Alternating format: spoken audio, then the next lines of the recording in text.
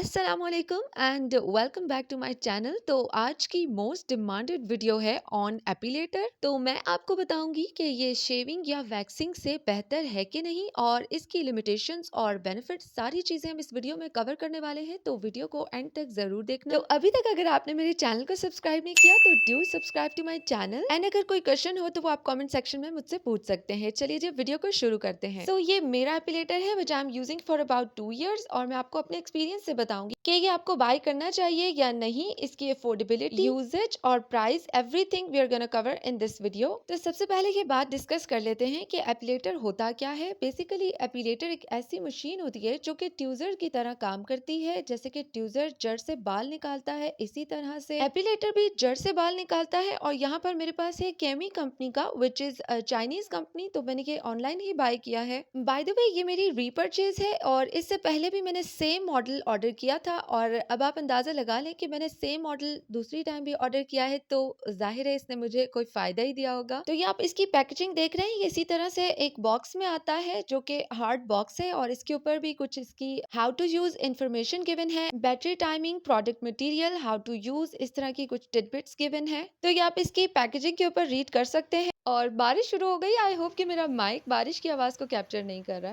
है। अच्छा खैर, ये कुछ इन्फॉर्मेशन है जो कि मैं आपके साथ शेयर करती हूँ और ये इम्पॉर्टेंट भी है। वो ये है कि इसके ऊपर मेंशन किया हुआ है कि 0.5 मिलीमीटर की ग्रोथ यानी कि टाइनीएस्ट और फाइनेस्ट टाइप हेयर भी ये रिमूव कर सकता है with the help of moving tweezers. और इस पर एक मसाजिंग सिस्टम भी है जो कि स्किन को नम रखता है। जब ये काम करता है तो स्किन से हेयर रिमूव हो रहे होते हैं, तो डेडलीस्ट पेन भी हो सकता है, लेकिन वो मसाजिंग सिस्टम स्किन को नम रखता है ताकि पेन ना हो। और इस पे मेंशन है कि जो ट्यूजर्स हैं ये सिरेमिक के हैं। वो मैं आपको दिखाती हूँ इसको खोलकर। उससे पहले मैं आपको इसकी प्राइस बता दूं, जो कि मैंने ये 1600 में लिया था इन 2021 और उसके बाद मैंने ये अब रीपरचेज किया है। तो मुझे ये थोड़ा सा एक्सपेंसिव पड़ा है क्योंकि मैंने ये अब 2500 में परचेज किया है।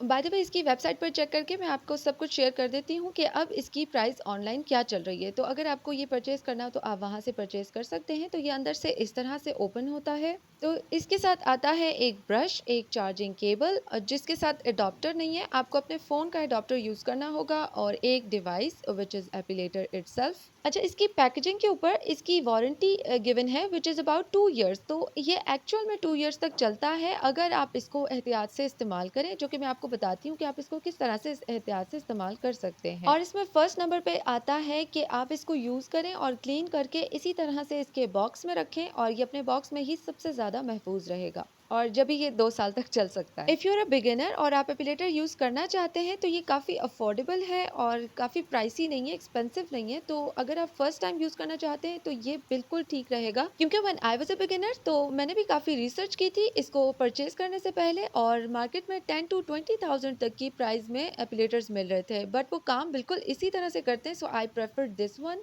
तो अगर आप भी बिगिनर हैं और सिर्फ ट्राई करना चाहते हैं बट बहुत ज़्यादा इन्वेस्ट नहीं करना चाहते, तो I think this is a good choice.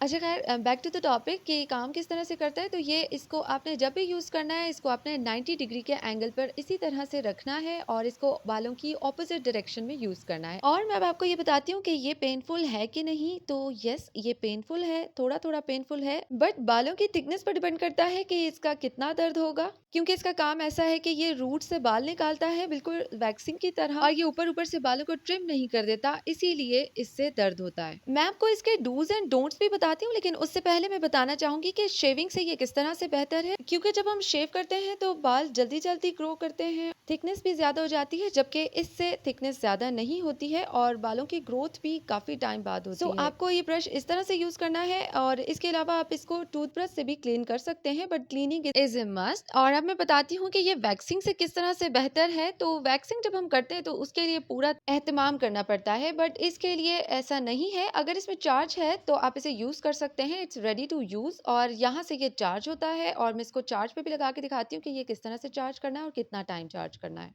मुझे केमी के इस मॉडल की एक बात बहुत अच्छी लगती है कि इसके साथ एक्स्ट्रा गैजेट्स नहीं आते और जिनको यूज़ करने का कोई फ़ायदा भी नहीं होता। और दूसरी चीज़ ये है कि ये जो लाइट है ये बहुत कन्वीनियंट है। और तीसरी चीज़ ये है कि ये 2 स्टेप स्पीड में काम करता है। जैसे कि आप देख रहे हैं कि ये 1 है और मैं 1 स्पीड पे ही यूज़ करती हूँ, लेकिन कभी-कभी जब बैटरी लो हो तो आप इसको सेकंड नंबर की स्पीड पे भी रख सकते हैं, बट इट्स वेरी फास्ट। तो ये आपके टेम्पर पे डिपेंड करता है कि आप इसकी फास्ट स्पीड को बर्दाश्त कर सकते हैं या नहीं। तो इसके ऊपर ये जो लिड है ये रिमूव हो जाती है और आप इसको रिमूव करके भी यूज़ कर सकते हैं। अब मैं आपको बताती हूँ कि इसको यूज़ किस तरह से करना है, इसके डूज़ एंड डोंट्स। और इसमें पहले नंबर पर आता है कि आपको इसको यूज़ करने से पहले स्क्रबिंग करनी है, क्योंकि ये डेड स्किन को रिमूव नहीं करता। और यहीं पर ये बात आ जाती है कि क्या ये वैक्सिंग से बेहतर है कि नहीं। सो आई थिंक या ये बेहतर है वैक्सिंग से, क्योंकि ये इजी टू यूज़ है और लेसर अमाउंट ऑफ टाइम में ये टाइनीएस्ट और फाइनेस्ट हेयर को रिमूव कर सकता है। तो आई थिंक ये वैक्सिंग से भी बेहतर है और शेविंग से भी बेहतर है। और इसके अलावा खर्चा भी बचाता है। अगर आप वैक्सिंग के लिए सैलून जाते हैं ईच मंथ, तो आपको